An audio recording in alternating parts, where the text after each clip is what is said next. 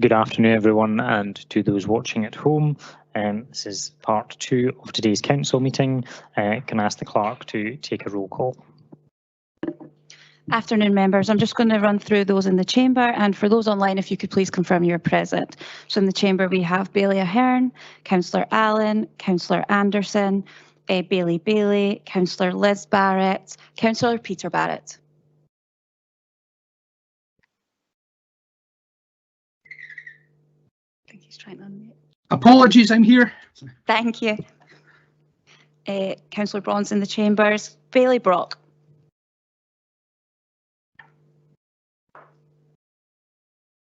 Do we have Bailey Brock online?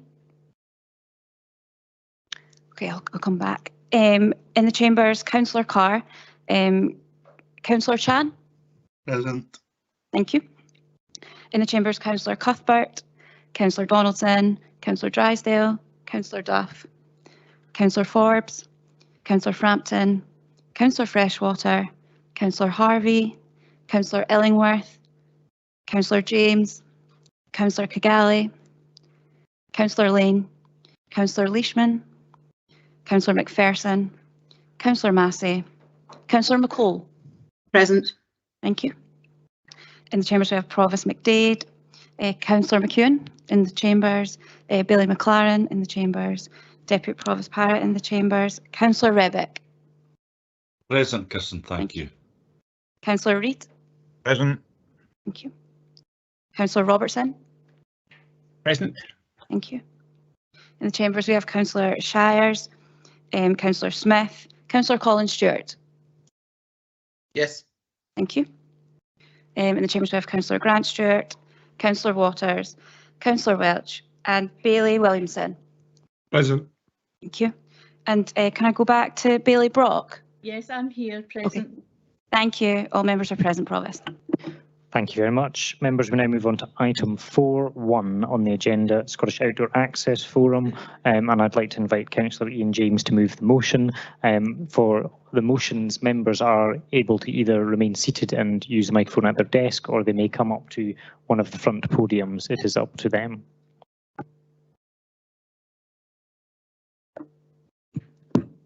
Thanks, Provost. In that case, I'll stand here as less pleasing on the eyes.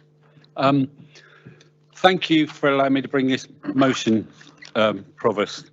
I won't read it out word for word because I'm sure everybody can read, but I'll explain the purpose behind it.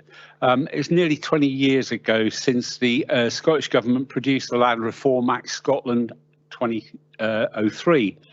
It established a statutory framework of public access rights to most land and inland water. The Outdoor Access Code was produced by what was then Scottish Natural Heritage.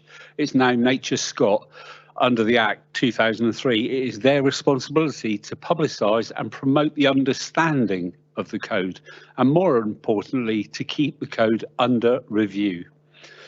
So whether you're a landowner or land manager or a user, Scottish Outdoor Access Code is based on 3 principles.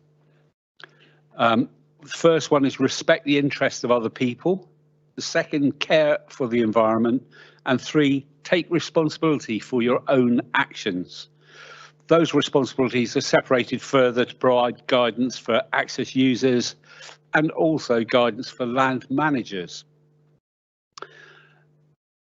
Excuse me.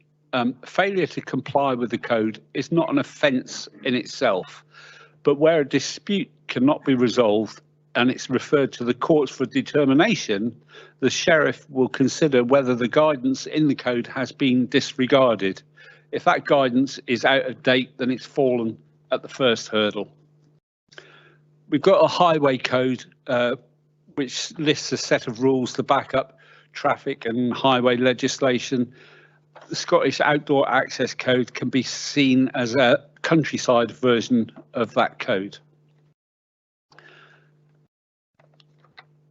This motion doesn't seek to prevent people accessing our beautiful countryside and lochs, but to update the code that is no longer fully fit for purpose in order to allow the code to be promoted and measures put in place so that the countryside and lochs can be enjoyed safely by our successors in years to come. Can I just point out, it does have a detrimental effect on our countryside. Only today's front page on the Courier, the trail of devastation left behind or destruction left by party camps. I was actually threatened with violence myself at the weekend when I asked somebody to remove their car from a field which a farmer was trying to gain access with his combine harvester to. We've got beaches. It's not just a Perth and Kinross problem, but a national problem. There's beaches closed in Loch Harbour and Sutherland to prevent further damage. And just remember, this is not doesn't provide for a right to roam. It confers a right to reasonable access. And it's just, I just want an update for something that is 20 years past its sell-by date. Thank you, Provost. Thank you, Councillor James. Can I invite Councillor Duff to second the motion? Thank you, Provost. I'm pleased to second this motion on the Scottish Outdoor Access Code. Like Councillor James, I am the elected member for a rural ward in which the questions of outdoor access issues, particularly at this time of year, is often a topic of hot debate and local concern. The influx of visitors seeking to experience our beautiful Scottish countryside has mushroomed and doesn't look like declining. And of course, it doesn't just cover the countryside. The Access Code covers open spaces within our cities and towns and our inland waterways too. In itself, I welcome the growing interest in our open spaces and open waters. It is a great thing in terms of our collective health and well-being, and we're not seeking to take away that enjoyment or to restrict access. However, increasingly, the rights and responsibilities of access and of land management or water management are causing significant frustration for both groups. I'm sure that we're all familiar with the issues arising, and I don't need to list them here. Certainly, Councillor James has referred to some. After nearly 20 years, we feel, and indeed many of our residents, visitors, farmers and land managers feel, that it is time for the Outdoor Access Code to be reviewed. Any lessons learned and consideration made of how the Outdoor Access Code can be improved for everyone's benefit. Hence a request for Perth and Kinross Council to reflect that position and to add our names to the growing list of those seeking such a review. I very much hope that the leader of the council, who himself covers a ward significantly affected by these issues, will acknowledge the situation and agree to write to the Scottish Government as requested, with a view to having Nature Scot carry out this long overdue review. Thank you. Thank you, Councillor Duff. I have an amendment from Bailey, but I have a point of clarification from the leader of the council. Thank you. It was just to ask for clarity. If we have written any time in the last 5-10 years to the Scottish Government to do this, we've already engaged with the Scottish Government already, and I have a letter back here on the 8th of August because we realised this was a problem whenever we came into administration. So I was just wondering for clarity, when was the last time we wrote ask from the council to ask for a review? Okay. In terms of my knowledge, it's limited on that subject. I suppose I can seek some guidance from others. Councillor Forbes was the previous convener of the Environment and Infrastructure Committee. I'm not sure if he perhaps and his committee perhaps have done anything on this. Councillor Forbes, can you advise perhaps? I have no recollection of us formally writing to the Scottish Government during the last 5 years. I was the convener, but I really think that's a question for officers. They would probably have a better likelihood of answering it than I do. Andy Clegg is apparently on the call, so we might actually get a yes, thank you, Provost. Hi, can you hear me okay? Yes, thank you. Yeah. Okay, so I'm not aware either of any formal approach to SNH or the Scottish Government to ask for a review of this. We have been consulted when they've done a consultation in the past, but that was many, many years ago. But we haven't actually formally written as far as I'm aware. Okay, thank you very much. I have a point of clarification from Councillor Stuart Donaldson.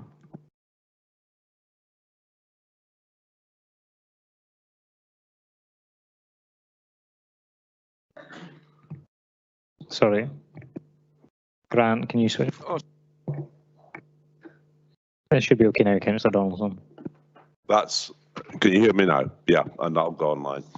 Right, I think we've got it 1 point clarified, and that is after 5 years of the Tory administration, during that time, there hadn't been a request for a review of the access code. So, the very fact it's coming up now, I think, is of interest. What I'd like to ask, though, as a clarification, is it states, and Councillor James may be able to assist us on this, an urgent review of the Scottish Outdoor Access Code. Can I just ask, is that a review of the entire code or specific sections?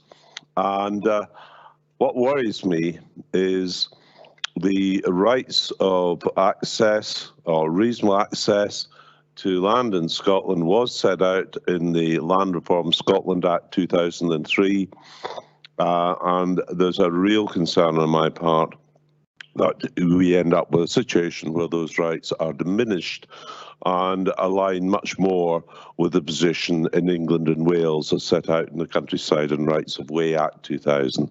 So I'd just like to clarify here from Councillor James exactly what they are looking to do. Thank you.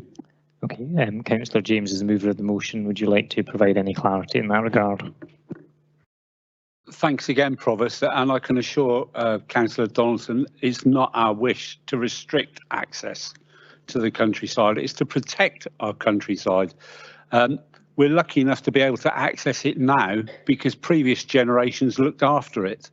What we're trying to do is to update a set of outdated rules which will allow the protection of our countryside and locksides, obviously. But we've no intention or no need to restrict anybody's access. Just update. Okay, thank you for the clarification, Councillor James. I have a further point of clarification from Councillor Lane. I also have a question from Councillor Robertson, but Councillor Robertson, we are in debate, so there is no questions. If it is a point of clarification to the mover and seconder, that is okay. Otherwise, we are not taking questions for officers really at the moment. Councillor Lane.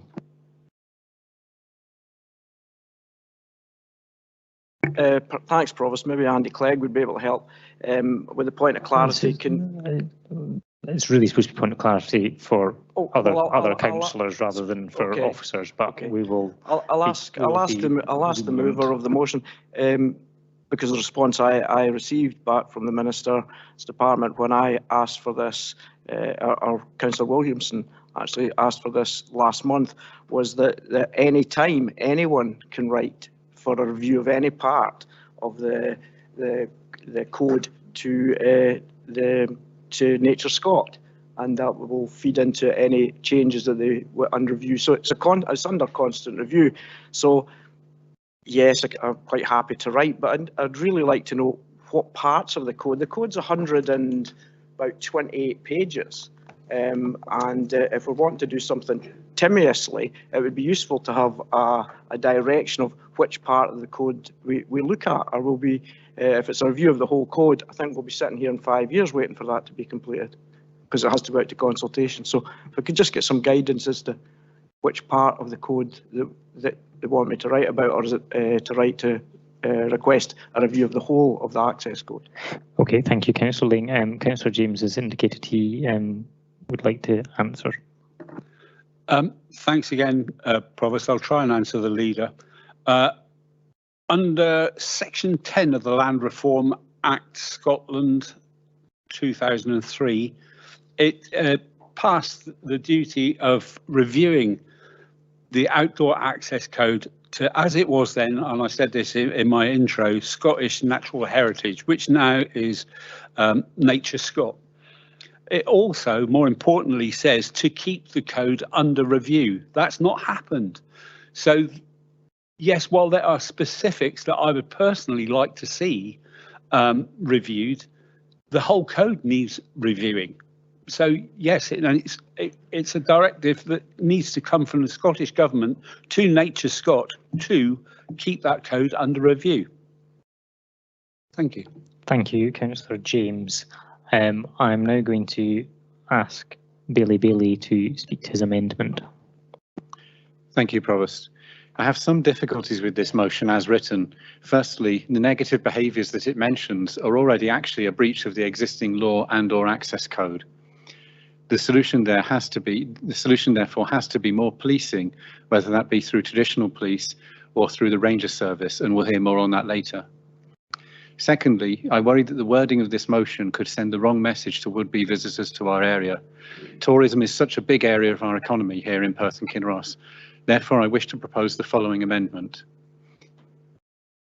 That we would replace the penultimate paragraph with the following paragraph, and that's on the screen for clarity. I'll only read the inserted paragraph.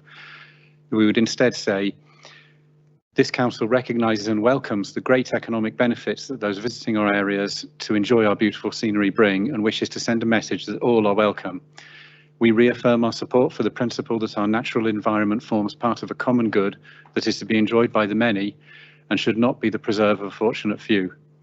However, it also acknowledges that although the vast majority of those visitors act responsibly and within both the law and the Outdoor Access Code, a small minority do not comply with the law or the existing Outdoor Access Code during their time in our area. Thank you, Provost. Okay, thank you. And Councillor Leishman, you're seconding this.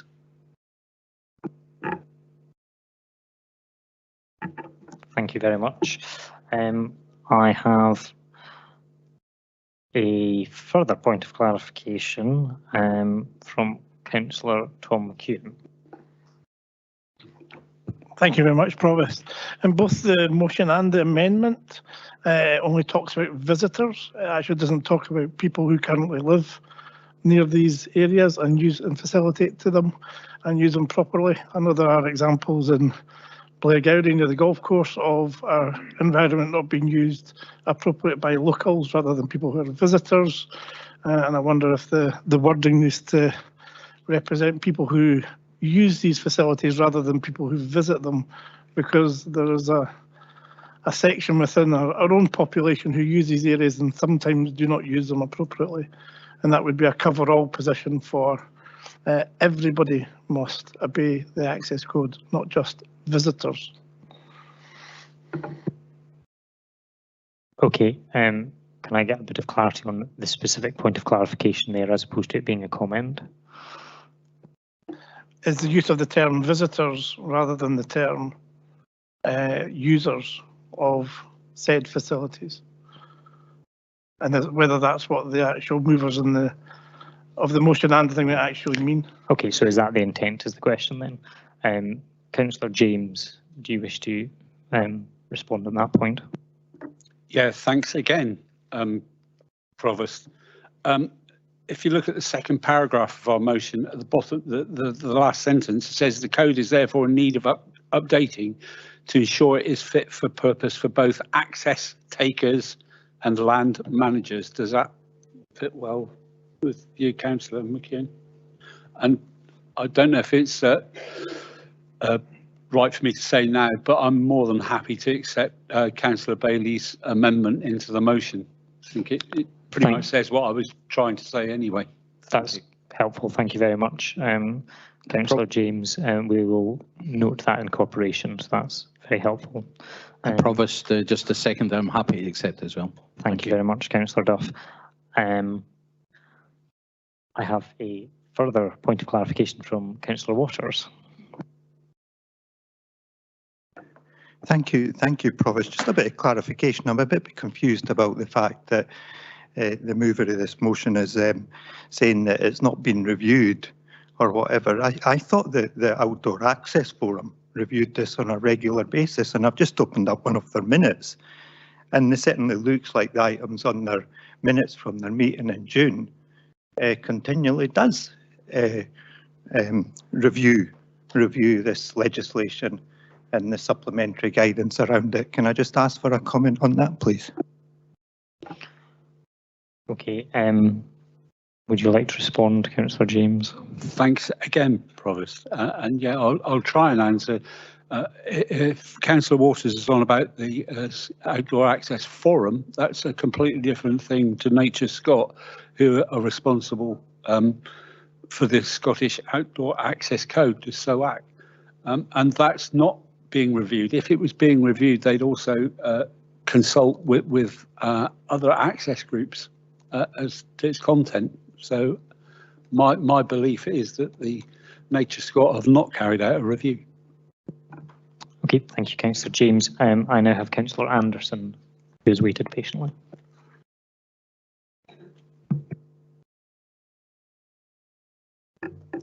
Sorry. So I've been found a member of Perth Kinross Local Access Forum since 2003, and it has recently, in the last probably 10 years anyway, we've been trying to get Nature Scottish or Scottish Natural Heritage to review the Act without success. And our chairman, Nick Coles, has been a member of this National Access Forum. Again, has raised it at times, many times, at National Forum, that it should be reviewed. They always say, the officers, they'll take it back to Scottish Government, whatever. But nothing ever happens. And I say it was meant to be in a 5-year cycle of review, and we haven't had one, just a minor tinkering, which is mentioned in 2016. But it needs looked in detail. I think it was at Logan Trossachs National Park, they had a special camping on fly camping and everything looked at, and they had to come up with their own regulations to try and upgrade that part of the access codes. So I think it's long overdue. Also, in funding of, I say, all the work at national parks, we have over 2,000 kilometres of core paths in Perth Kinross, and it's very limited resources we get to maintain these. And the Scottish Government should upgrade the resources that they put down that side of the funding, because local authorities, as you say, we hear through the pact, the local authorities are so short of money, they don't have money for things like that. But in our tourist industry really demands that our core paths should be kept in good order, etc. And I think in management of businesses, I think in the Highlands, some area, I know a number of the managers who have deer shooting on their ground. Visitors just don't care a damn about where they go, even if they're just suggested not to come near the place, and the deer disappear and your clients are here for business, there's nothing for them to have a pop at. But there's many other things that people do in the countryside, access takers do and love, rather than shooting. So it does need a comprehensive review.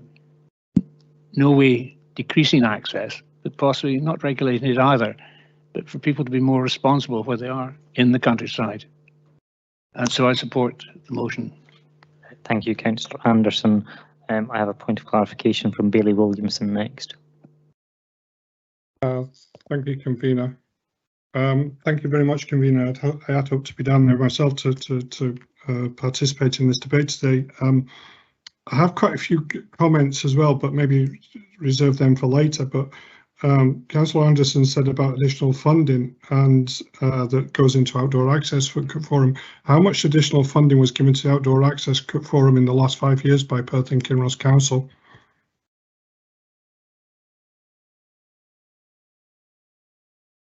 I'm just going to stop there, Bailey Williamson. Councillor Peter Barrett has put, I think.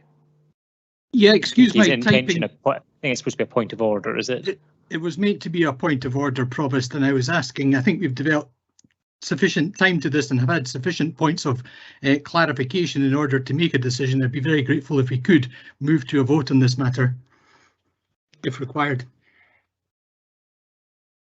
Well, at the moment, Councillor Barrett, there is no vote, but certainly you could move a motion under Standing Order 17.1 that is the end of debate, if that is what you would like to see. If that's what required, yes, please, Provost. Okay, thank you. Is there a seconder for that procedural motion? Okay, we have Councillor Lisbart and Bailey Ahern indicating they would like to second it. We will move immediately to a roll call vote to decide this matter.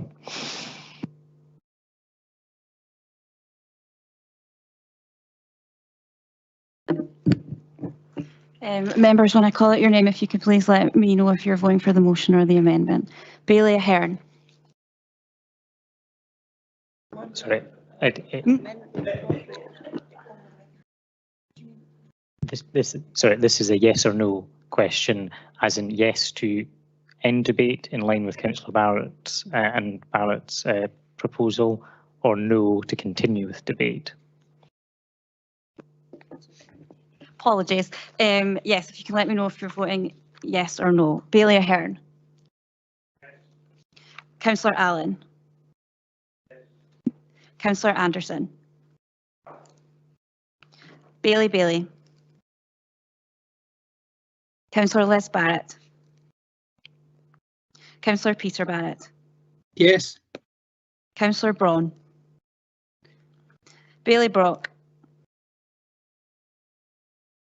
Sorry, Bailey Brock indicates she can't hear. I appreciate she can't hear the voting, but she should hopefully be able to hear the clerk. Bailey Brock, can you hear me and the clerk at the moment? I think that's a no. Continue on with the roll call. Thank you. Councillor Carr. No. Councillor Chan. Yes. Councillor Cuthbert. No. Councillor Donaldson. No. Councillor Drysdale. No. Councillor Duff. Yes. Councillor Forbes. Councillor Frampton. No. Councillor Freshwater. Yes. Councillor Harvey. No. Councillor Illingworth. Yes. Councillor James. Yes. Councillor Kigali. Yes. Councillor Lane. No. Councillor Leishman. Yes. Councillor McPherson. No. Councillor Massey. No. Councillor McCall. No. Provost. Councillor McEwen.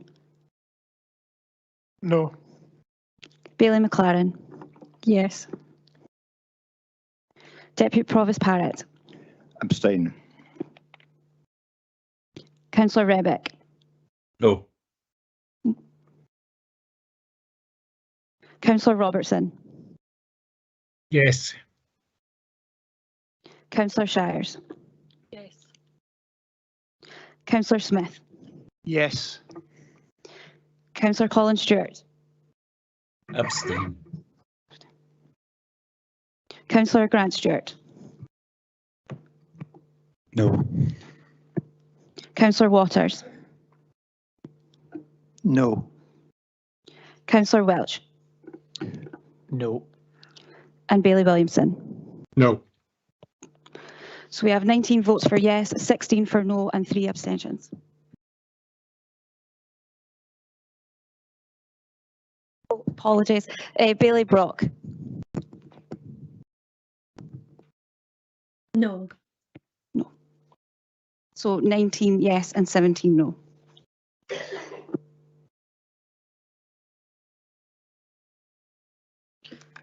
Okay, there is therefore no further debate on that item, and there being no amendments has been incorporated. The item is therefore agreed. We move to 4.2, Adapt Your Property Fund, and I introduce Councillor Colin Stewart to move the motion.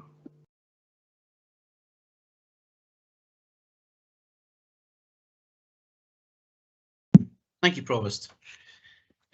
Provost, councillors, I have pleasure in bringing forward this motion today. I don't know if we could bring it up on screen, can we? I'll continue anyway. I have pleasure in bringing forward this motion today. No one can fail to recognise the consequences that the pandemic and indeed changing shopping requirements have had on all of our small businesses. In the previous council term, I was pleased to be able to bring forward initiatives to support small business, particularly in our rural areas, and those were met with resounding approval from those who accessed the schemes. My proposal today to apply a new slice of funding of £300,000 to the Adapt Your Property Fund has come about from a report submitted by to the City Centre Action Group that I sit on, but the benefits are being realised in both the city and rural areas. The benefits are laid out before you in the text of the motion. The fund attracted further investment of £658,000 and brought 1,477 square metres of commercial floor space back into use.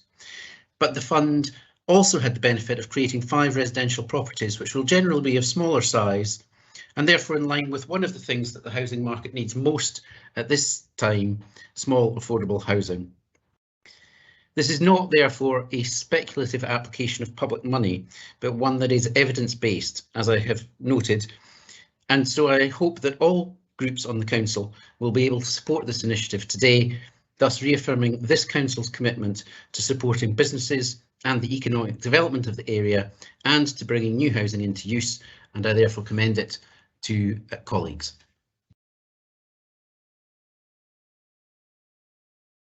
Thank you, Councillor Stewart. Deputy Provost Powlett, second the motion, please. Thank you, Provost. That this is a successful and useful fund is evidenced by the fact that the monies available for the financial year have been exhausted in 4 months and have attracted double the amount in matching funding. In the hopefully post-COVID environment where we are now, it is very important that we continue to support additional projects that can benefit from this fund. I am therefore very happy to second the proposal that we allocate a further £300,000 to this fund so that it might continue its useful work. Thank you. Okay, thank you very much. Deputy Provost, are there any comments on the paper? Leader of the Council. Thank you very much, Provost, and thank you, Councillor Stewart and Councillor Parrott, for bringing this motion to full council. I was also sitting in the same action group as the one that Councillor Stewart referred to.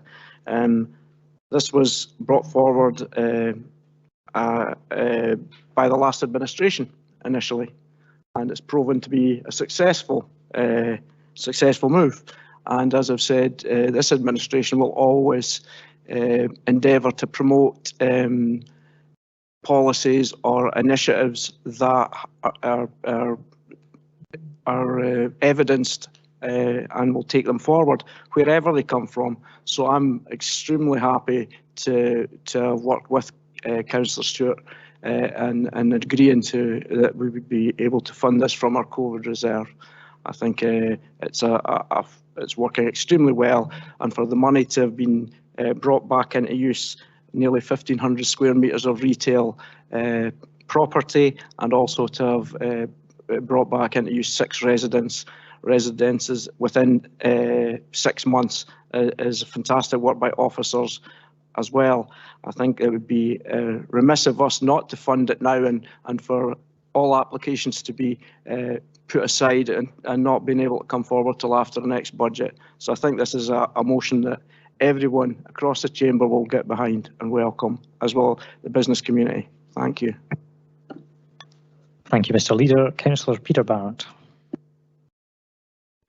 Thanks very much, Provost. I'm very grateful to the mover and seconder of the motion for coming forward with a proposal which may go some way to addressing the severe challenges our city centre is experiencing and which is jeopardising the livelihoods and well-being of local traders, business owners and employees.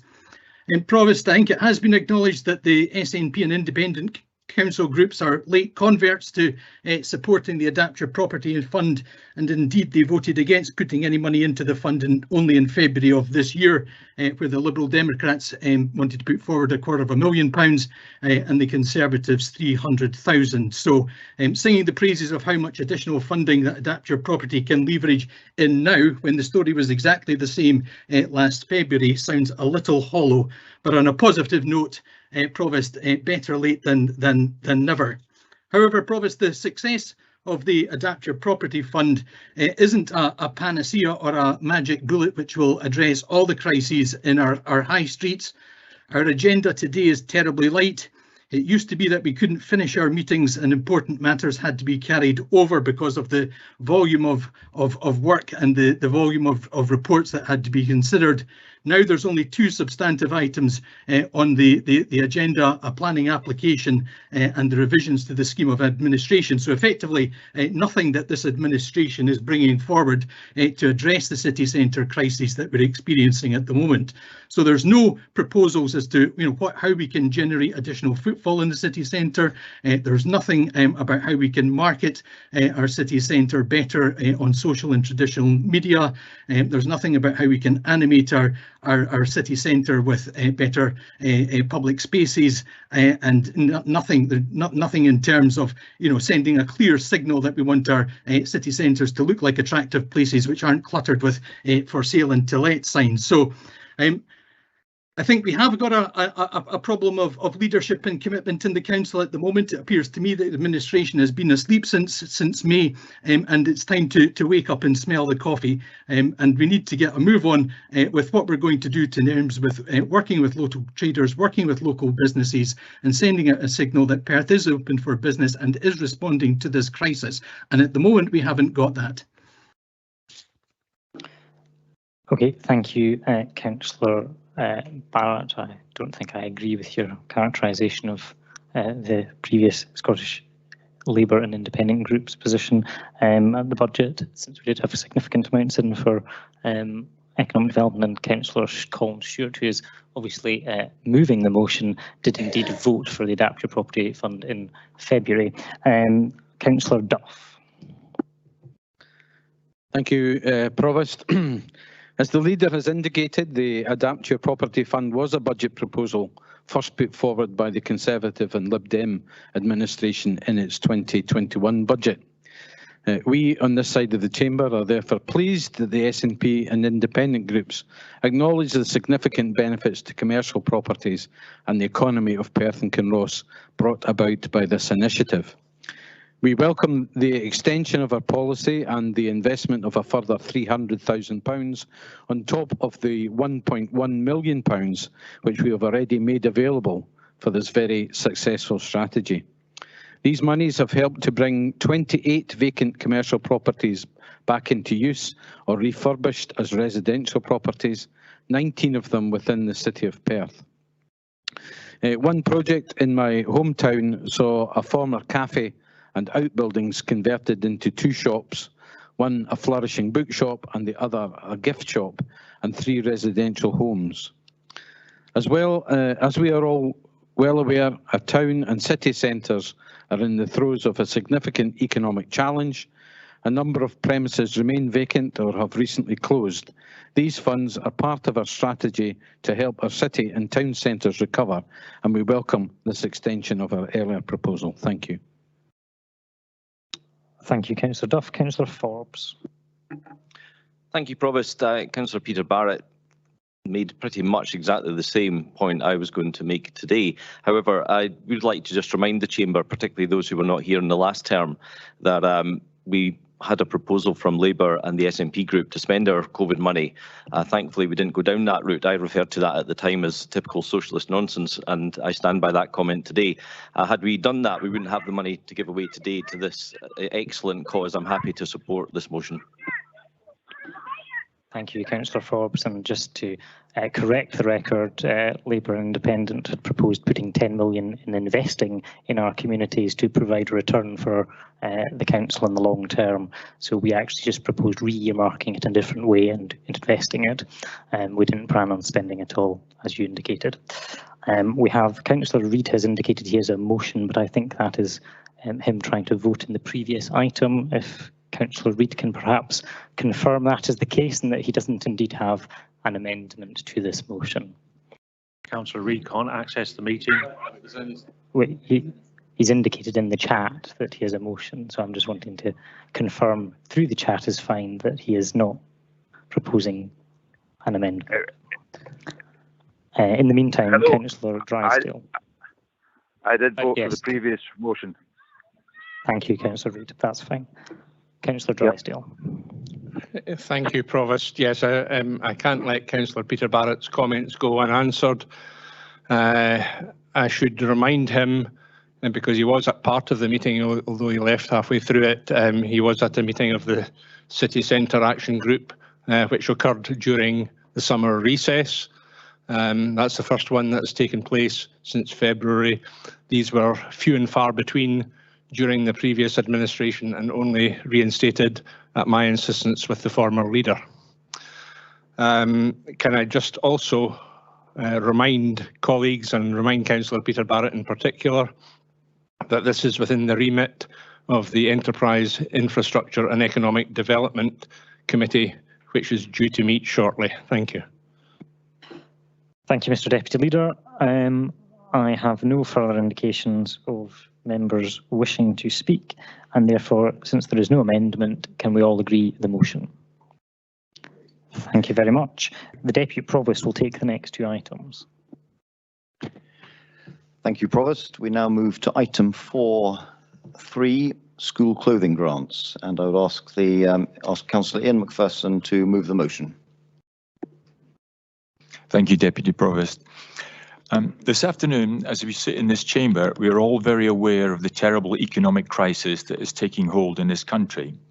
A crisis made all the more worrying by the fact that at the moment, the economists and financial experts are not yet able to predict when it will reach its peak, or indeed how long it's going to last. Though this aspect of the crisis is still unknown, what we do know is the dreadful impact that this is all having on individuals, families and communities across the length and breadth of our country. Unfortunately, economic downturns are not unknown in our recent past. However, the magnitude of this crisis is without parallel, with escalating energy prices, rising food costs and record prices for petrol and diesel. These economic forces are daily putting ever-increasing pressures on already very stretched household budgets. Where this financial stress is most often felt keenly is in families with school-aged children. On top of the everyday living costs is the additional burden of finding the money for warm winter clothing. Children are only too aware of their family's struggle to cope financially, and at a time when their focus as children should be on achieving an education for their future. I believe it is beholden on all of us as decent human beings to do whatever we can to help avoid the crushing stigma that poverty inevitably brings. We need to also remember that these children are part of our future too. Councils need to play their part. In fact, they're best placed in terms of understanding the local communities that they serve to efficiently direct the help and support that's needed right now, in the months ahead, and possibly years to come. I feel privileged to be able to bring this motion to Council today, and hope that all those here assembled will also feel able to support it. Thank you.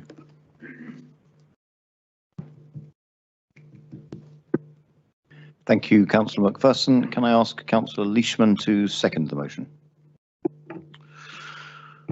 Yes, thank you, Deputy Provost.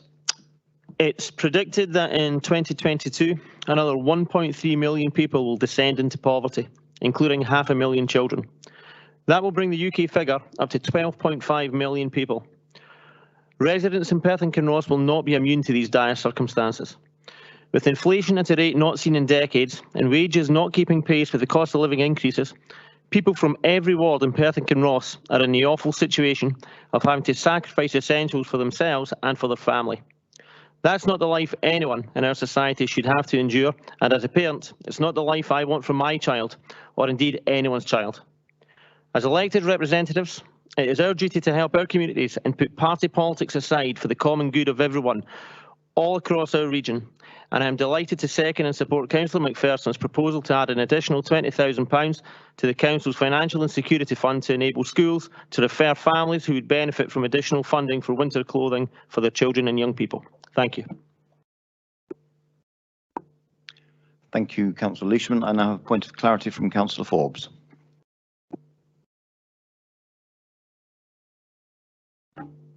Okay, third time lucky.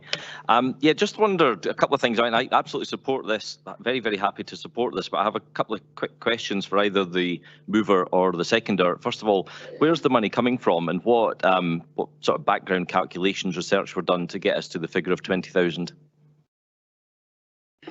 Thank you, Councillor Forbes. Councillor McPherson, perhaps you'd take the reply. The money's coming from the COVID Recovery Fund. And my second question, Deputy Provost? Please go ahead. No, I asked it already, but I'll repeat it. It was what background calculations, research, whatever has been done to get to the figure of 20,000? i.e. why 20, why not 40, why not 100, why not 10? Thank you. Understood, Councillor McPherson.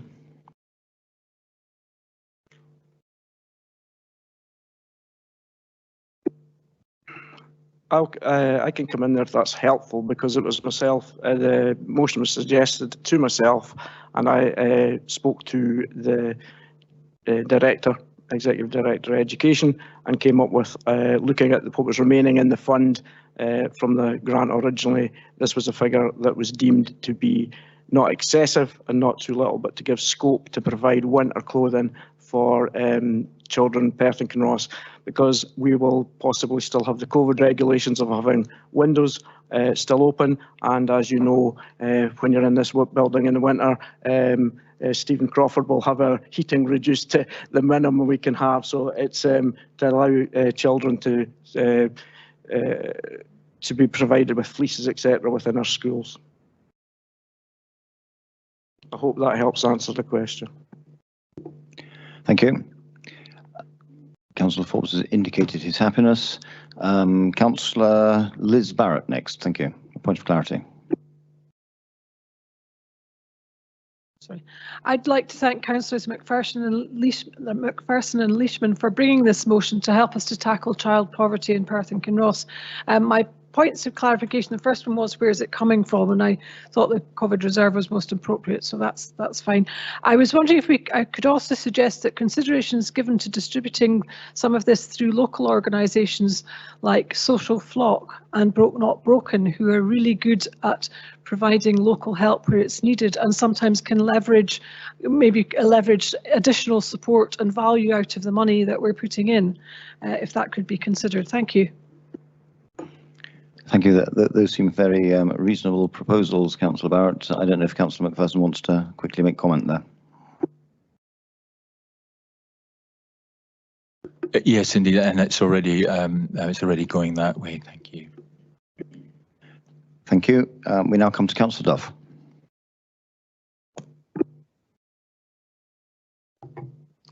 Thank you, Deputy Provost. I'm just, the Financial Insecurity Fund obviously covers a number of different difficulties that people will have in terms of things like fuel debt and broadband debt, etc., etc. Are we able to ring fence this 20k for winter clothing alone? Thank you, Councillor Duff. Again, Councillor McPherson, do you wish to comment here? It seems perfectly reasonable that that's what it's being set up to me. Thank you. Councillor Peter Barrett now. Thank you very much, Deputy Provost. I very much welcome the additional £20,000 to provide school clothing grants and also the mover and seconder's comments that they're going to have the flexibility to channel it through Broke Not Broken and Social Flock. I was very pleased, along with Councillor Liz Barrett and Councillor John Rebick, to be part of the Perth City Centre Community Investment Fund panel, which awarded Social Flock £6,000, or in the region of £6,000, in order to expand their a distribution of pre-loved school uniform clothing and items. I think they have excellent reach into the community, and they also have excellent relations with schools in order to ensure that the people who need the support get it. And the fact that it is school uniform items that they're providing means that it's not conflated or diluted with any other support stream. So very pleased to see this coming forward and the positive response that it's had from members so far. Thank you. Thank you. Now, Councillor McKeown. Thank you, Deputy Provost. The cost of the school day is certainly something that I have mentioned in this chamber in the past, and I'm grateful to see this motion coming forward to add to what has been done in the past. I think people are becoming a lot more focused with the cost of living crisis coming at us at 100 miles an hour. At a size that we still do not know, and with solutions that yet we are to be told.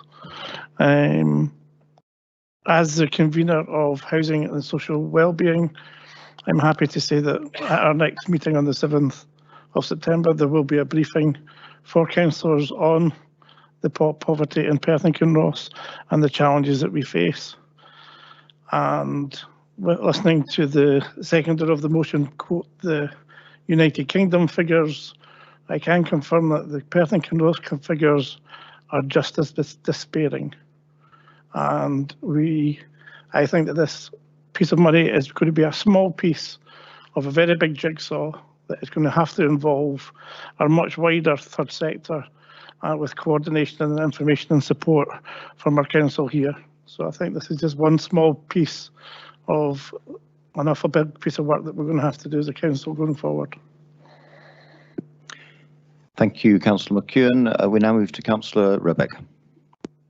Thanks, Deputy Provost. I would very much like to agree largely with Councillor McKeown's comments, and also thank Councillor McPherson and Councillor Leishman for bringing this motion forward.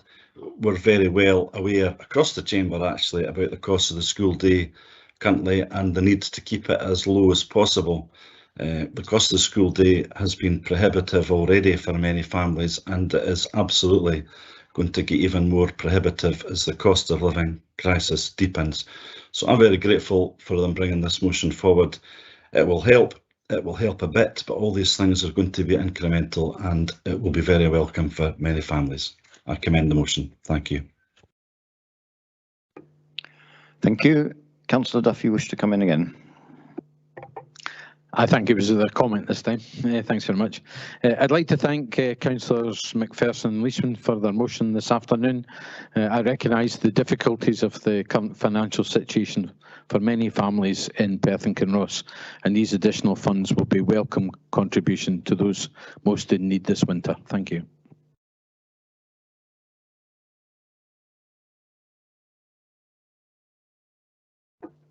Thank you. And now the Leader of the Council. Thank you very much, Deputy Provost. Really happy to see this come forward, and Councillor McPherson and Councillor Leishman, if I'm not mistaken, that's their first major contribution to bringing forward a motion, and what a worthwhile one to be part of. It also demonstrates, although it is not a massive sum of money, what we can do as a council when we're all working together to help the people outside this building, who are all going to be facing serious issues with cost of living crisis as we move forward. And any little that we can do and work together to achieve will be welcome, not just by me, but by the populace of Perth and Kinross. So thanks for what looks to be a unanimous decision across this chamber. Thank you. There are no amendments intimated. Can we agree this motion? Thank you. We now move to item 4.4, support for Ukraine, and I would call upon Councillor Carr to propose this motion.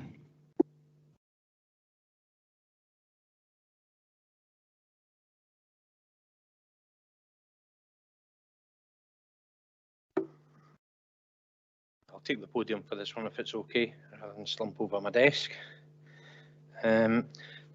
Perth Kinross Council has now welcomed over 300 displaced Ukrainians and provided them with safe homes during a time of unprecedented aggression in their own country. For someone that has spent many years supporting Ukrainian children through the Dnipro Kids charity, it fills me with pride that Perth Kinross Council are leading the way with support for these families. On the 24th of August 1991, the Declaration of Independence of Ukraine was officially ratified, separating Ukraine from the former Soviet Union and passing control of the country to the recently elected Verkhovna Rada. Part of that declaration says, the territory of Ukraine is indivisible and inviolate, and from this day forward only the Constitution and laws of Ukraine are valid on the territory of Ukraine. Indivisible and inviolate, not to be divided, and secure from violation. That declaration is under threat. Men and women are sacrificing their lives to defend Ukraine, trying to halt the Russian aggression, the Russian atrocities, and the devastation caused by war. It's impossible for us to imagine the circumstances that would cause someone to up and leave their own home with nothing more than they could carry, leaving behind friends and family, and to head to a foreign land for safety, not knowing if they will even have a home to return to. When times are difficult, most of us are lucky enough to have friends and family that we can turn to for support. And during difficult times, this is hugely important. Imagine being without friends and family and finding yourself in a foreign country with a language barrier and an ever-growing feeling of being isolated and alone. Let us take this opportunity to show our support and to provide an opportunity for Ukrainians in Perth and Kinross to come together, link up with other Ukrainians, to help overcome language barriers, to create new friendships, and to receive the support that they need during difficult times. I'm putting forward this motion to show that we fully support our Ukrainian guests in Perth and Kinross, and giving them this opportunity to link up with others at a Ukrainian Independence Day event here in Perth on the 24th of August. I would hope that everyone could support this motion.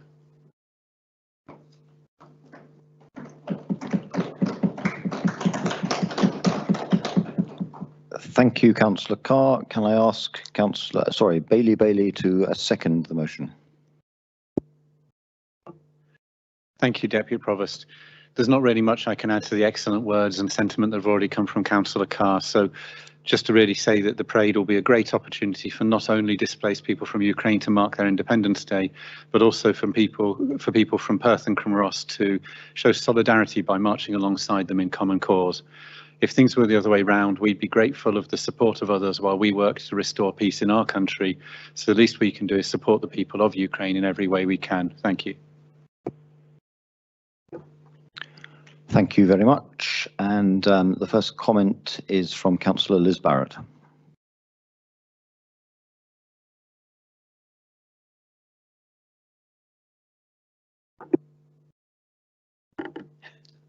Thank you. I'd like to thank Councillor Carr for bringing this motion and for all his work with our Ukrainian sisters and brothers and our guests here. And I'd like to congratulate him again today on his Pride of Scotland Award, recognising his work with the Dnipro Kids charity.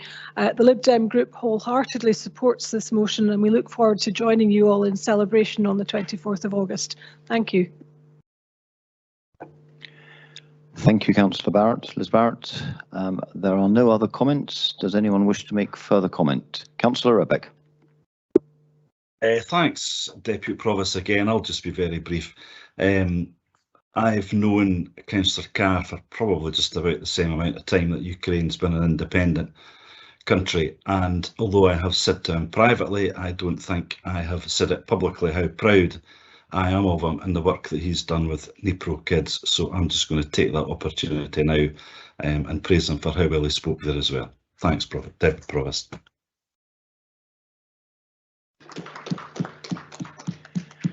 Thank you, Councillor Rebeck. Bailey Ahern has a point of clarification.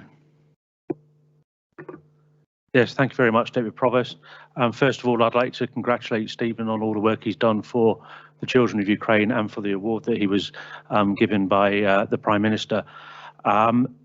Point of clarity, and it was because of Bailey's comment about a parade. I understand from officers that a parade will not be taking place because there was no TTRO put in place, and it's just going to be an event on the North Inch. Is that correct? I think you're right, Bailey Ahern, but I'd ask Councillor Carr to clarify that, or Bailey has said he will. I'm happy to answer that point of clarification. We were Councillor Ahern is correct. We were unable to secure a TTR for a parade through the centre of Perth. However, we are able to carry out that parade around the North Inch. So the parade will still take place. And hopefully it will be a good event. I hope that clarifies the point. Thank you very much, Councillor Carr, and I believe Barbara Renton wishes to add further comment. I think the microphone's telling me not to. Yes, it was just, I can't really add very much more to what Councillor Carr has said, but you know, sort of, if we get, you know, sort of approval for this today, then the parade will take place with a number of other activities within the North Inch. Thank you very much. The Leader of the Council now. Thank you very much, Deputy Provost, and thank you, Councillor Carr and Bailey for bringing that forward. It's just an appeal to our friends in the press who are present today. Obviously, we couldn't press the button on this until full council had agreed that the event would take place. And so I hope that you can publicise it as quick as you can, and we can get as many people out through our own social media and etc. to get a good turnout for next Wednesday at the North Inch. I think it's 6:30, but you can come in earlier if you wish. I'm sure it'll be a good event, and it will be good to let all the Ukrainian people come together and speak in their own language and talk, but we can show our support to them. So I'm sure that you'll be sending that message out just now. Thank you. I see no further comment. If I can just add that I was in all of Estonia, Latvia and Lithuania during July, and there is in those countries closer to the scene a very real sense of foreboding still. And I know that there will be at least one Lithuanian flag at the parade on the 24th of August. I see no amendments. Can we agree the motion? Thank you very much, and I will now pass back to the Provost. Thank you, Deputy Provost, and thank you members who took part as well earlier in showing your support for Ukraine with the photograph, which I'm assured by our comms team will be up momentarily, within seconds probably, to help promote the event. So that's very, very good. We now move on to item 4.5, which is Visitor Ranger Service, and I'm going to ask Bailey Brock to move the motion, please.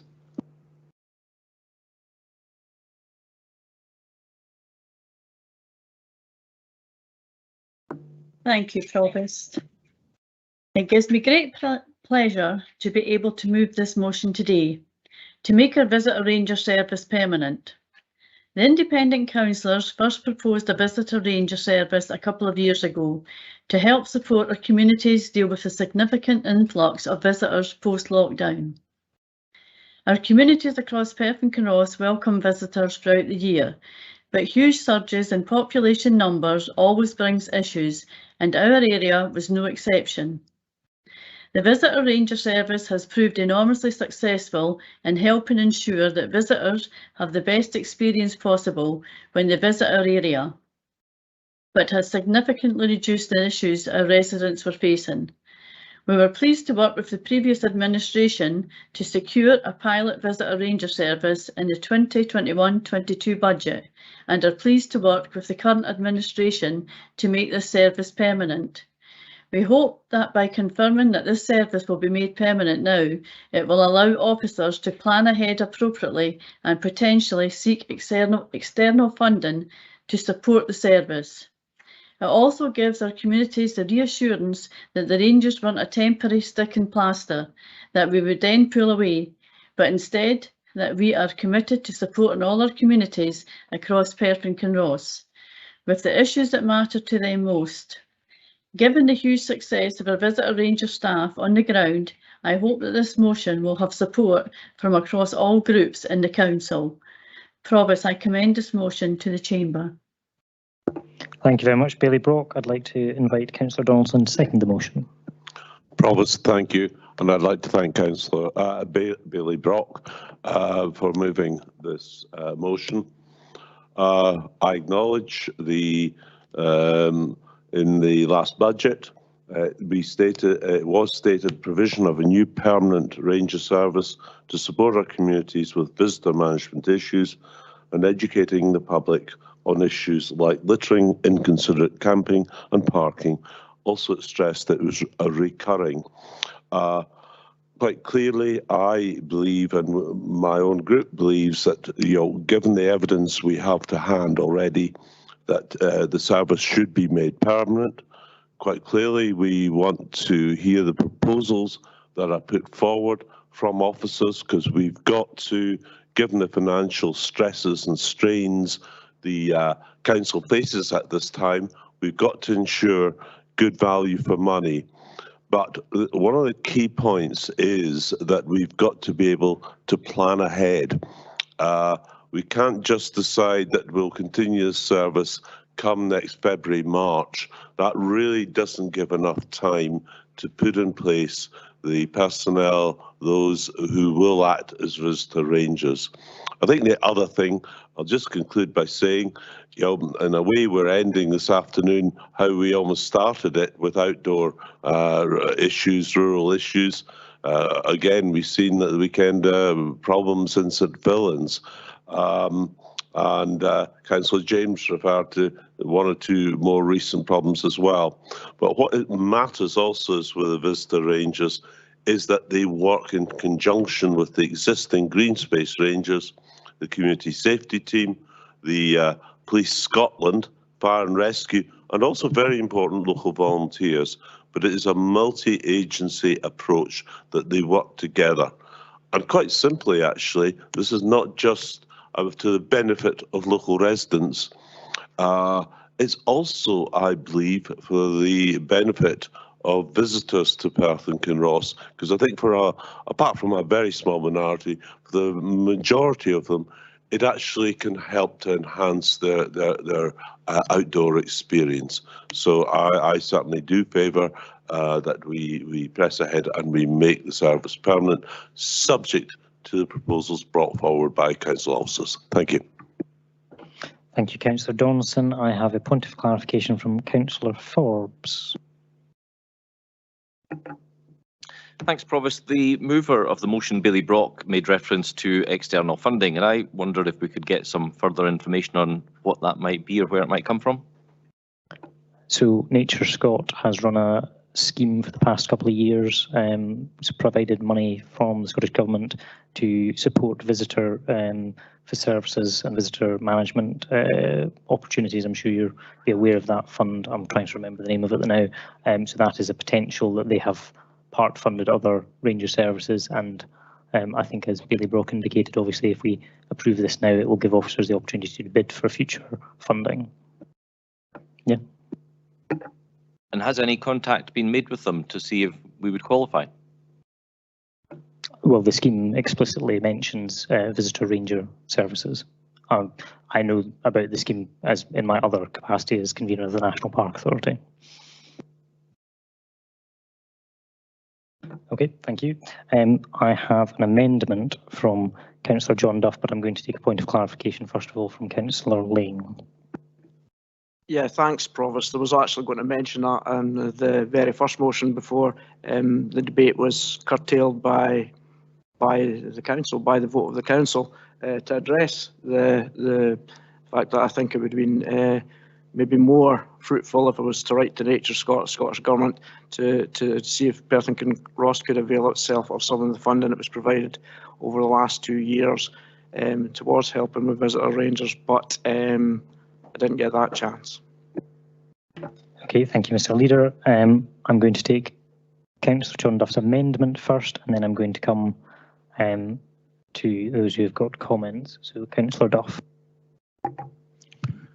Thank you. Hopefully, the committee services can share the amendment, which is that Council recognises the success of the Visitor Ranger Service pilot and acknowledges the tremendous efforts of our visitor rangers to ensure a positive experience for visitors, the minimum of inconvenience for our residents and the maximum protection of our countryside. However, given the likely financial position of this council in relation to the revenue budget for 23-24 and beyond, no decision should be made on making the Visitor Ranger Service permanent at this time, and the officers bring forward a report on the service as part of the budget setting process for the next financial year. Thank you, Provost. As you know, I am very much a supporter of our Visitor Ranger Service. I think that the men and women of the Ranger Service have done a marvellous job and in very challenging circumstances. In a very short time, our Ranger Service has become a very welcome addition to our resources, and I would hope that we could make the service a permanent one. However, we cannot escape the fact that the Council is facing the most difficult of financial positions, potentially a deficit of £24 million, and if local authorities need to use additional council funds to solve the current council pay dispute, that figure could be pushed up possibly by another £4.5 million. Facing that possibility, I submit that now is not the time to make this decision in isolation. We would potentially be committing around £250,000 to £300,000 of recurring annual revenue, which we may have to overturn in the next few months when faced with the potential for service cuts or job losses in other areas of our activities. I believe the prudent and sensible course of action is to wait and to make the decision about the permanency of our Visitor Ranger Service in the context of our budget setting process. I think we owe that to all of our staff. I therefore move the amendment. Thank you. And can I invite Councillor Allen to formally second it, please? Councillor Allen. Good afternoon. First of all, I'd like to commend Councillor Brock and Donaldson for the proposal. I think it's a great idea. As a rural councillor, I fully support and appreciate all that they do. They do some fantastic work. However, given the financial constraints that we've heard about not only today, but also those financial constraints that we're going to face in the coming months and years ahead, I would be very nervous about making these very posts, and others indeed, permanent at this time. I think it's a great proposal. The timing is not right. I fully support this amendment and second it. Thank you. Okay, thank you, Councillors Duff and Allen.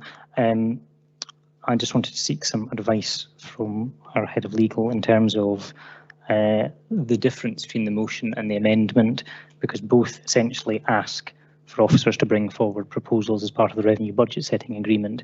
So the only difference between the two is that you are proposing that it is not made a permanent service, and therefore that is what the vote is on, that you are proposing it is not a permanent service.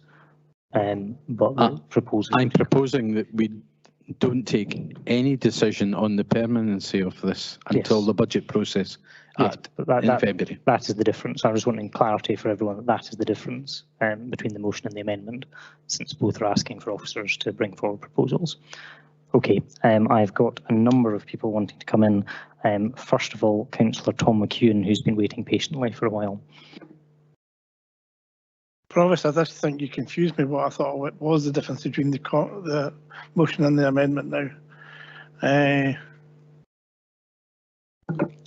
Both ask officers to bring forward proposals. The difference is that Bailey Brock and Councillor Donaldson's proposal say it is to be made a permanent service, and the planning should be made on that assumption. The amendment is not on that assumption. It is just to bring forward a paper around costings, essentially. They are both bringing forward papers for a future decision. One for a permanent service and one for a temporary service. No, one for a permanent service, one for a decision as to whether to make it a permanent or not, or a temporary service in the future. All right. I think he'll stick with the supporting the local groups who look after our lock systems. You know, I live literally a mile away from Cluny Lock and Blairgowrie, and the Friends of Cluny Lock do great jobs, and they're like picking and helping management, working with these rangers and working coincidentally with the police as well to enforce what can be some very, very radical behaviour down on our wee loch.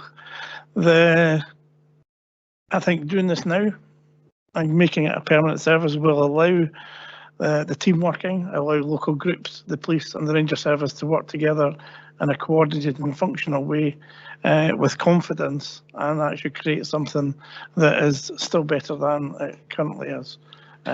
Putting this off and putting some sort of jeopardy into it will not add the confidence that the process and the system needs to function and work properly. Thank you, Councillor McEwen.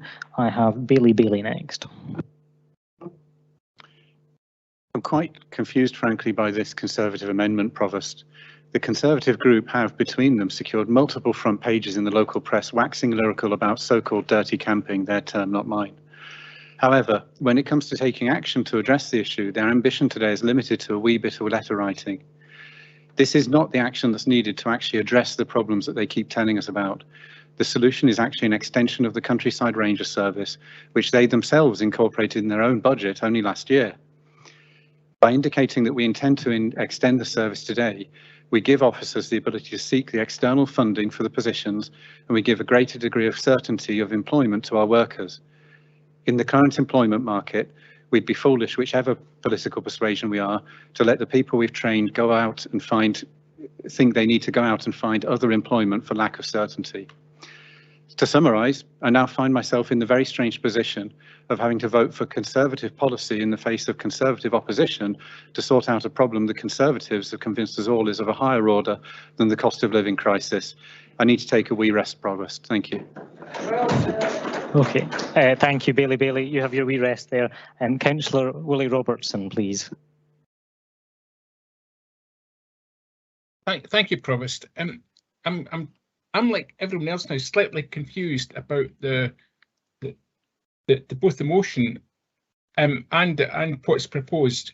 And I would actually welcome a report to Council on the workings of it. Here in Kinross, we've got Lochleven, which is a hotspot for camping and campervan stays, unauthorised camping and campervan stays. And when people contact me, I'm never sure if it's the council, if it's Nature Scotland, the police, who are actually responsible for what, who manages what ground. So I think it'd be good if we actually had a report about how this works, who's responsible for what, and how we can tie it all together. And there's also a role for the Perth Kinross Countryside Trust, who also have rangers who visit various parts. So I'm not sure how they tie into this whole service. So I think we should take a wee step back and have a report on it, and then decide, if we're talking about quite a lot of money here, decide how best to spend it in the future. Thank you. Thank you, Councillor Robertson. Councillor Liz Barrett. Thank you, Provost. I think we're all agreed in our appreciation of the impact of this service and the benefits to our communities and our visitors. And I do welcome the motion, and I appreciate also Councillor Donaldson's emphasis on the value for money and efficiency. I started off as a comment, but actually it's become a point of clarification. Just wondering, if we vote today that we want to make it a permanent service, how much are we committing to? Because I think it's important that we look at the efficiencies, as Councillor Donaldson said, and the value for money. So we may not be talking about the same amount as we had in the budget last year, because as you know, I would usually be very prudent, as called for by Councillor Duff, and not want us to commit funds out with the budget setting process. But I also appreciate the benefits to the council of being able to leverage Nature Scot funding to support the service. So if we could have some clarification on the financials, that would be great. I can provide some clarity on the background to your point of clarification as it happens. So obviously the motion itself explicitly says that it delegates officers to come up with proposals as part of the revenue budget setting agreement, which would be a case of, as normal, they would assess the pressures and decide what level of service may or may not be required within the wider management of the service. In terms of the original figure, the 240,000 each year for the 2 years of the pilot service, the 240 that was put in the Independent Scottish Labour budget was a very rough figure that I based on some rough calculations with officers, which was then incorporated in. Obviously, if I'd known it was going to be incorporated, I'd have put a bigger figure in perhaps, but there was no necessarily strong basis behind it. So this would delegate officers to actually look at what is necessary and what is required, whether it's more or less, and come back with that as part of the revenue budget setting agreement within the wider context of the budget, as they do anyway. Hopefully that answers your question. So in the meantime, we could say that we're making it a permanent service and apply for funding. Yes, indeed. Without knowing exactly what we're talking about. Well, we can work it up and ask for funding as part of that. Thank you. Okay, thank you. I have Councillor Forbes next. I just want to refer to what I think it was Councillor Donaldson said about the time it might take to get all this in place. I think we'll all recall what a fantastic job the officers did when this was first launched a couple of years ago, and being the convener at the time, of course, I was quite close to that, not taking any credit for it whatsoever. I heaped a huge amount of praise on the council officers who brought this together very quickly. They found staff, they uniformed them, they trained them, they procured vans, they got the vans graphicked up, and everything was great, and it was done in incredibly short amounts of time. I've got absolutely no issue with the principle of providing these rangers. I think they do a fantastic job, and I really hope that we can keep them going year after year after year. I do, however, share Councillor Duff's concern that we are making a financial commitment here that we have to stick to for the future, and I really do think the sensible thing to do is to look at this in each group as part of the revenue setting budget. We've 2 years on the trot, we've produced these rangers, they've done a fantastic job, and I don't see any reason why we can't do it again. I would agree with a lot of what you said there, Councillor Forbes, but obviously this year the budget was already allocated because it had been a 2-year pilot scheme, so officers were able to plan as it was part 2 of the funding, so it was already committed to. And I would absolutely agree with you entirely that Director Renton and her service pulled together at great lightning speed, I would add, the Visitor Ranger service. I was on the phone to her at 5 o'clock after the budget meeting that day had finished to offer the Cairngorm National Park support and providing advice on how to set something up so quickly, and they did turn it around in record time, but we didn't have a service until early summer at that point because it takes time to recruit, and obviously we have people who are in jobs this year as well who, as Bailey Brock and Councillor Donaldson indicated, will not necessarily know whether they'll have a job next year until, say, 6 weeks before the end of the financial year. Happy to let you back in. But my point is, we've done most of the heavy lifting already. We've done it twice. We've done it once from a standing start.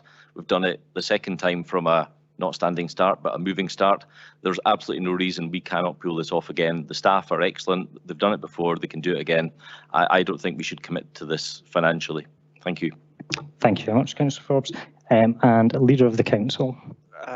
Thank you. I didn't really want to turn this into much of a bun fight, but if Councillor Forbes had followed up what was happening within the service of having 10 liveried vans and 6 drivers, we may not have been paying out so much over the last year as we have been. Also, if speaking to officers, if you knew the length of contracts of the people we already have in place, they might not be there either. We're speaking to officers, the hardest part of getting the service up and running again is training, and that's why we fail a little bit in April and May, because if we're training up new staff and showing them the routes and the areas where to go, and also what they can and can't do, and also setting up the third party working with the different services, which we do already, and these people have got good contacts with them. If we've got to train up completely new people, There is no set figure to this. This is just giving the confidence to the people the landowners who I was speaking to, and Councillor James will know, James Cope, etc., have been fantastic around Clooney Loch. I was speaking to them. Their worst fear is that we just walk away from this and let it deteriorate back to where it is. And the idea of this motion is to provide confidence for them to continue with their work over the winter, continue to make the loch at most times. I know that we have difficult times when they are overrun, even with the Rangers.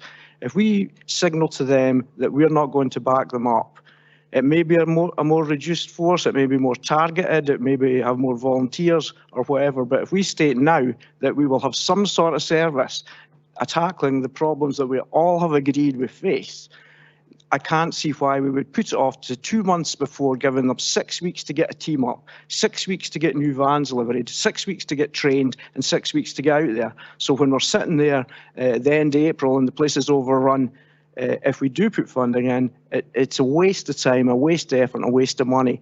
Now's the time, no dithering delay, commit to having this service. The pilot's been successful, that's the idea pilot. If it's successful, you follow through with it. I can't understand why we're arguing about bringing forward a paper next through the budget process. I fully support the motion. Okay. Thank you, Leader of the Council. Councillor Forbes, you have indicated you would like to come back in. I will let you come back in very specifically as a right of reply on the bit where you were mentioned and not a wider comment. So very specifically about the vans and the personnel where you were mentioned. Yeah, thanks, Provost. I got the feeling I was being criticised by Councillor Ling, but I didn't actually hear what he said.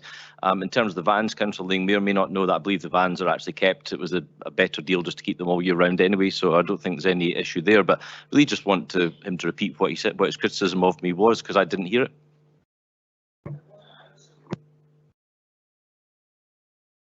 Sorry, Councillor Forbes. It was more as if you'd kept up to date with everything now, where we've moved on for 3 or 4 months and spoken to the officers, as I have, and asked what they would need to continue the service. It's just that what you're saying, what happened 2 years ago, was a great achievement to get up. But I'm taking their advice of the difficulties that there will be moving forward. And there are things there where we save money. We had 10 vehicles. We only needed them when COVID was a possibility, when we only needed one van. We could have curtailed that contract and only had 5 in. There are ways of saving money, and there's possibilities of leaving more money in. And there's also possibilities of working with other partners out there in a more coordinated way. It's been set up, it's getting better every year. Anybody out there will say that the situation's much, much better than when this service was set up.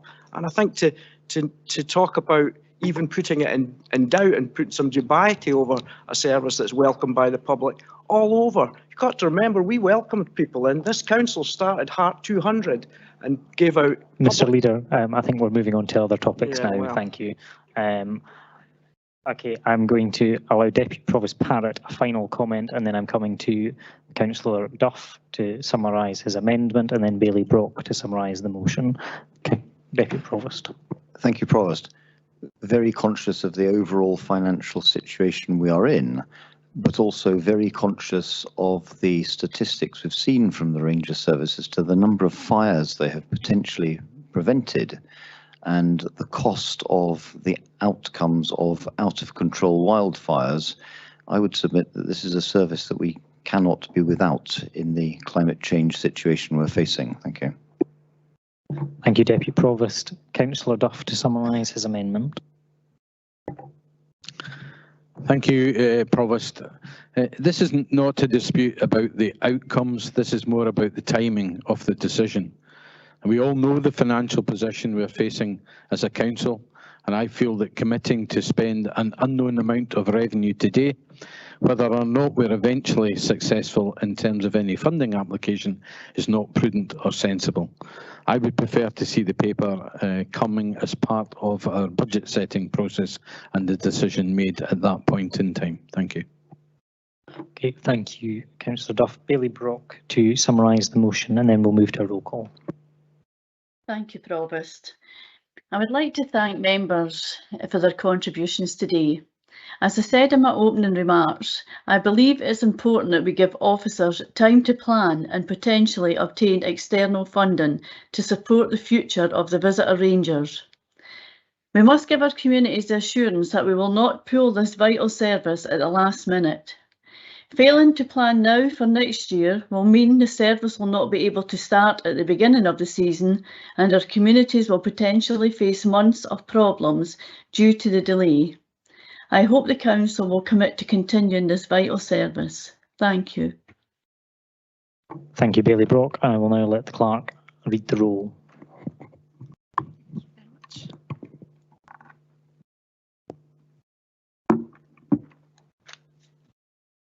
Afternoon, members. We're on item 4.5 on a motion for the Visitor Ranger Service. We have a motion by Bailey Brock, seconded by Councillor Donaldson, to make the Visitor Ranger Service a permanent service. We have an amendment by Councillor Duff, seconded by Councillor Allen, to make so that no decision should be made on making the Visitor Ranger Service permanent at this time, and that officers bring forward a report on the service as part of the budget setting process for the next financial year. When I call out your name, could you please let me know if you're voting for the motion or amendment? Bailey Ahern.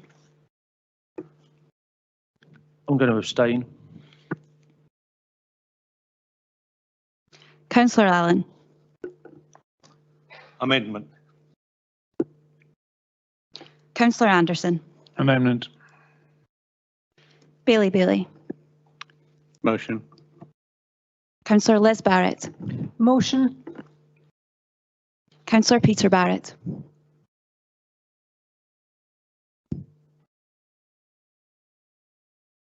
He had another commitment this afternoon, so I think he's had to go. Okay, thank you. Councillor Braun. Abstain. Bailey Brock. Motion.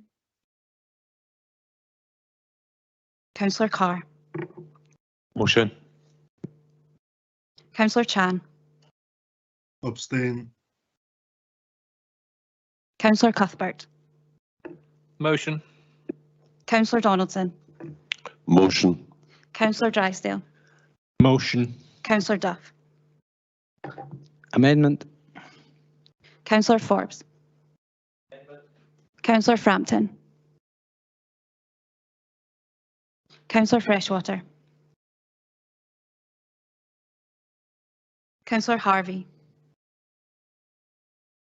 Councillor Illingworth.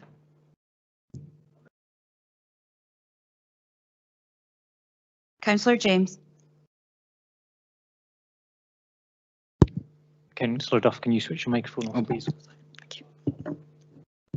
Councillor James. Sorry, abstain. Councillor Kigali. Abstain. Councillor Lane. Motion. Councillor Leishman. Motion. Councillor McPherson. Motion. Councillor Massey. Motion. Councillor McCall. Motion. Provost McDade. Councillor McEwen. Motion. Bailey McLaren. Motion. Deputy Provost Parrott. Motion. Councillor Rebick. Motion. Councillor Reid. Abstain. Councillor Robertson. Amendment. Councillor Shires. Amendment. Councillor Smith.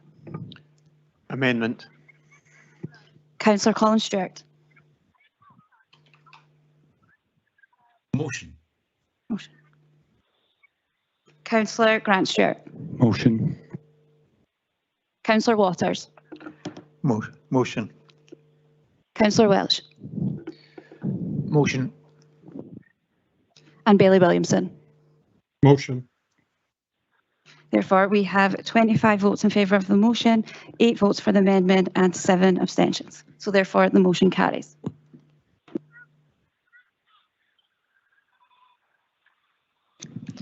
Thank you very much, Kirsten. And now move on, members, to item 5, which is the outstanding business statement.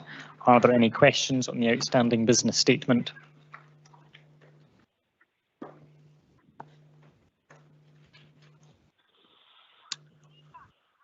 I'm not seeing any indications, but I'll give it a minute just in case.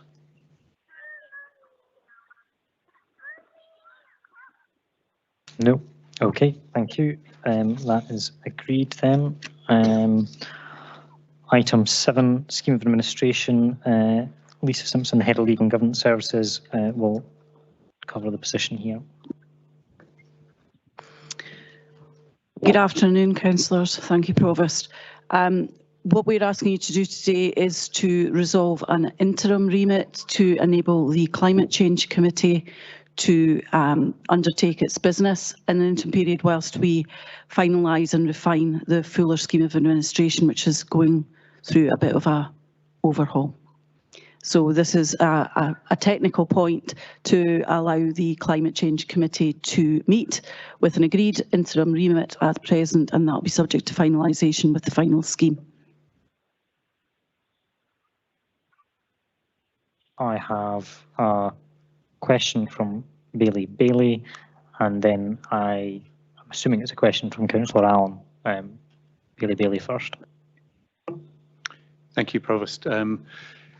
My question is about the scope of this new committee, really, because there's a part of this paper that says that the Climate Change and Sustainability Committee won't take anything that's already the scope of another committee, but then it does award it significant chunks of what might have historically come to the committee formerly known as E&I, like waste services and flood prevention and some related things.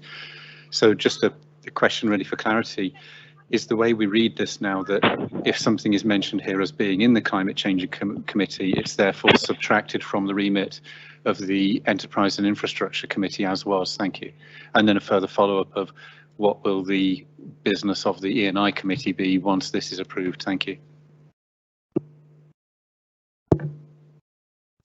I think that very point illustrates why we need just a little bit of time to do a proper read through and to finalise remits, because the separation out, both committees have a legitimate interest in that business. So I think we just need a little bit more time to tease out and refine that. And that was one of the points that I had already flagged that caused some of the delays. Thank you, Mrs Simpson, and thank you, Bailey. Councillor Allen, I'm not quite sure if it's a question or is that a comment. It could be one or the both. It's basically about the membership. So it suggests that the Climate Change and Sustainable Committee shall consist of 11 members of the council and 4 non-elected members. And then goes on to suggest that 3 members of the committee shall constitute a quorum. 2 questions I've got are, is 3 enough for a quorum of a committee of 15? And secondly, are those 3 members elected members? Thank you. The quorum is in line with other committees of the council, and it is of elected members, not of non-elected members. That was another point that had been picked up. Yes, it will be 3 voting members who will be elected members, and the 3 represents approximately the same the same percentage as we have for a quorum for other committees. Thank you. Councillor Duff. Thank you, Provost. My question's on the second page, page 6. I have it in the supplementary. Second bullet point says that the committee shall agree with key employers, business key indicators and measure performance. Are we expecting the committee to measure the climate change performance of all the key employers and businesses in Perth and Kinross?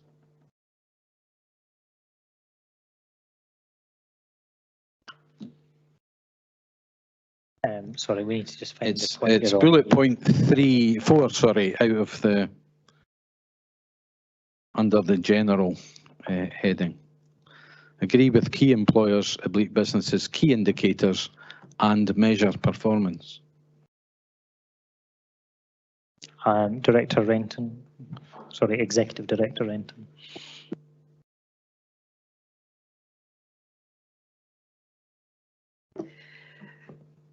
Thank you, Provost. I think that that particular bullet point is links back to the overarching strategy for climate change and the work that we need to do with employers across Perth and Kinross to support them in, sort of achieving their climate change targets and supporting them to measure their performance. So if that's, sort of not clear, then we can adjust the wording. If people are, if council are comfortable with that. Sorry, that's fine. I think that just needs tidied up. And if I could carry on, there's just one other comment, Provost, in relation to a number of the areas like countryside management, parks and open spaces, trees and woodlands, flood prevention, and I think over the road it's environment and protection enhancement. It says that the remit of the committee is to exercise the functions of the council. I'm not sure that that's particularly accurate either, in terms of it's not the committee's role, I think, to exercise the functions, maybe, monitor, develop policy or whatever, but I'm not sure that that would be exactly correct. But as I say, I think that's maybe just something in tidying up as well. Thank you. I think that is a point well made, and I think what it does is it reflects actually the delegation then to officers, and I think that in going through that we've seen there's been inconsistencies across, which is another reason why we've asked for just a little bit more time to refine that scheme of delegation and to do a proper read across to make sure that these inconsistencies are ironed out and that we've got a consistent and clear approach. Thank you, Executive Director and Mrs Simpson. Councillor Liz Barrett.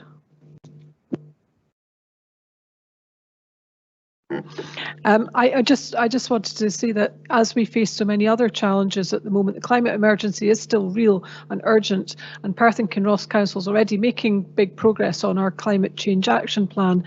The Perth and Kinross Climate Commission has already met twice and has a great range of local experience and expertise, and I'm especially impressed by the great commitment from our young members. The youngest member of our Climate Commission is 14. I hope that I expect that this new committee will strengthen our ability to ensure that we deliver on our climate obligations, and the involvement of non-elected members will be a great asset to us in doing that.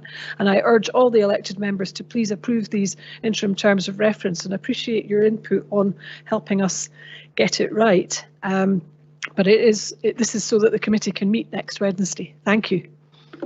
Thank you. Councillor Colin Stewart. Thanks, Provost. I wanted to follow up, Councillor, a few points, but I wanted to follow up Councillor Allen's question on the 4 non-elected members.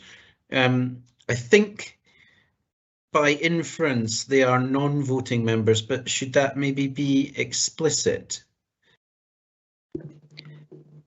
It will be in the final version of the scheme. Thank you. We're talking about 4 non-elected members appointed in accordance with the decision of the Climate Change Commission. I'm not familiar with that. Could that maybe be circulated as an elected member briefing? Or can somebody just answer it just now? Sorry, Councillor Stewart is querying how the membership of the Climate Change Commission in this regard is determined. No. No. Sorry, it says that there will be 4 members of the committee appointed in accordance with the decision of the Climate Change Commission. I'm just not sure whether that's a proposed future decision or one that's already happened, and if so, what it was if it's already happened. Okay, Executive Director Renton. It was the view of the Climate Commission, because in discussions with the conveners and the vice convener, it was very clear, and the leader of the council, it was very clear that the Climate Commission should be the non-voting members of this committee. In discussion with the Climate Commission, rather than nominate 4 members, they were very clear that they would like, sort of depending on the agenda items under discussion at each committee, they would like to nominate which 4 of the commission would attend, but one of those 4 will always be at least one of those 4 will always be one of the young commissioners. Okay, thank you. That's clear. Just beyond halfway under the terms of reference heading, there's specific but nothing there. And then further down again under the general heading, the second point mentions considering comment on contributions made by the Council's plans and programmes and strategies on the above remit. Is the above remit just the preceding point, or which bit is the remit? That's the last one, I think.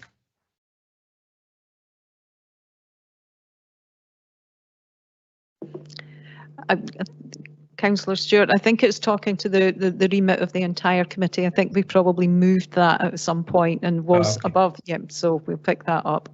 Okay, thanks. And the lack of anything under specific?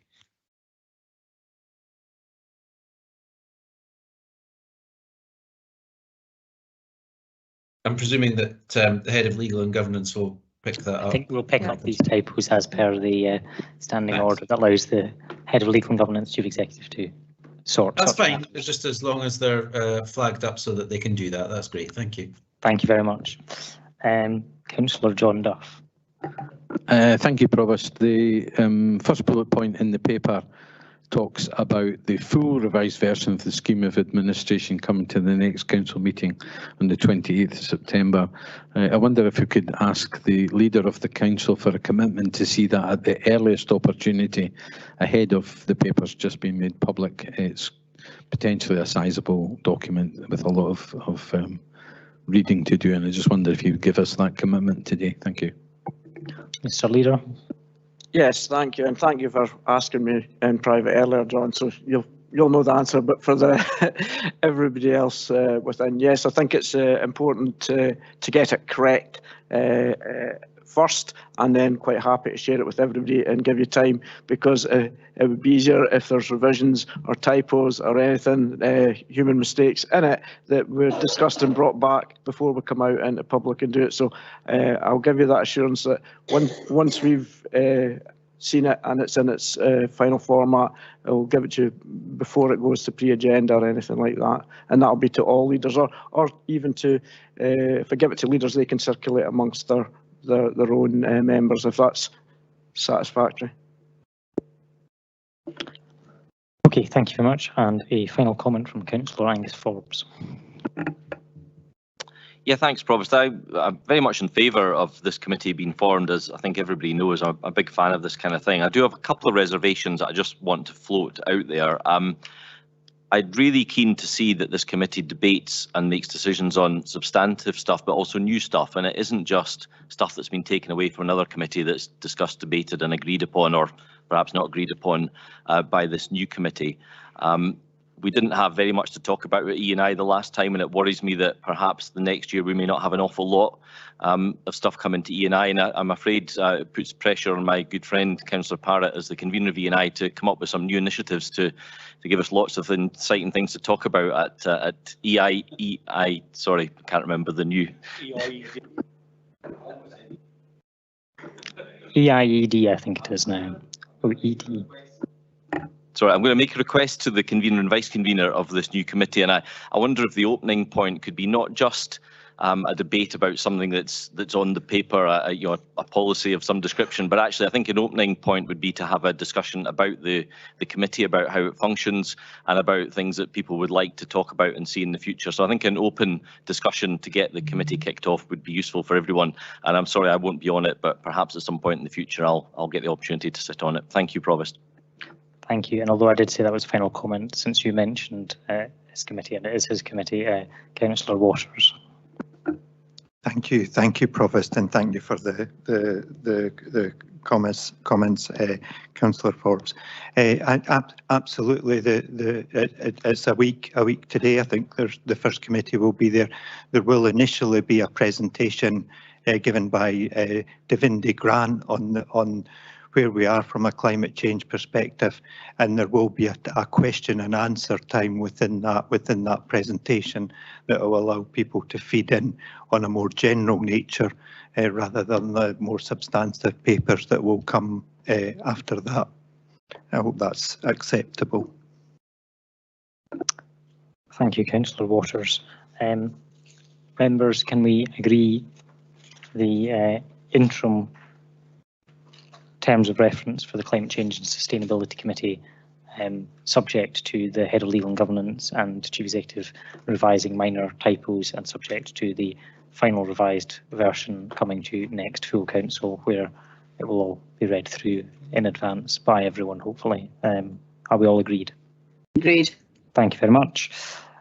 Item 8, members, you'll be pleased to hear this is the final item on today's agenda, elected member briefing notes, and I'm just asking you to note those since the last council meeting, and that concludes our business for today. Thank you very much for your patience, members, and have a safe journey home.